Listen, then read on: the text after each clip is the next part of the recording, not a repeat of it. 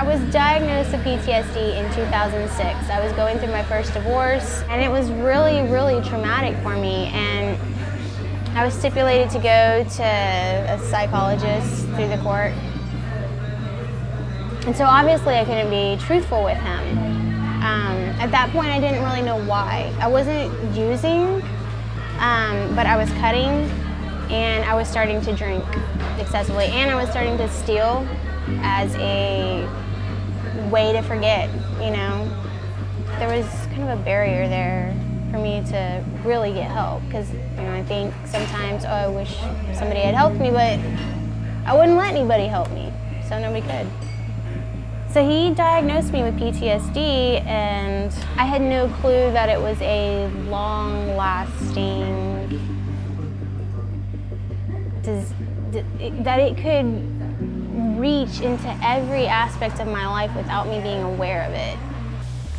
When something would trigger me, my brain would go back to that point where I was being abused, or I was being hurt, or I was being, you know, rejected, or whatever these things were that had hurt me so deeply.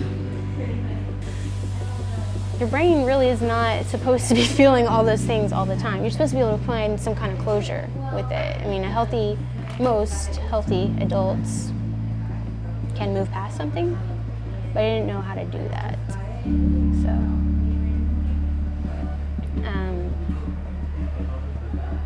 When I went to Santa Maria, like one of the first things they said, I'm saying like almost the first day I was there, they said something about the fact that PTSD and addiction go hand in hand. And there's this huge co-occurrence between the two. And it was like, hello. Like, so many things made sense to me after that. The first time I was in treatment, I was able to share my story for the very first time, end to end. I almost couldn't get through it. I couldn't speak because of all the pain. It was just like, it was so tight, and all of it wanted to come out at one time. It was overwhelming.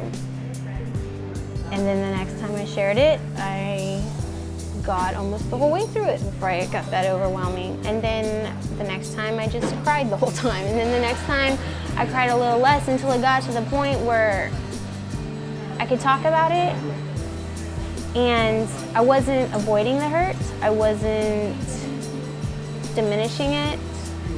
I was acknowledging it and giving it its proper place in my life without feeling that pain today. There was something wrong with me. That's what I loved about going to a 12-step meeting or Mercy Streets. They're like, yes, something is wrong with you. I was like, oh my God, thank God. Like this whole time I had this image in my head that I was perfect. That knowledge, immediately, that knowledge gave me this power to understand that maybe I did awful things, but maybe that didn't mean I was an awful person. That was kind of a huge revelation for me.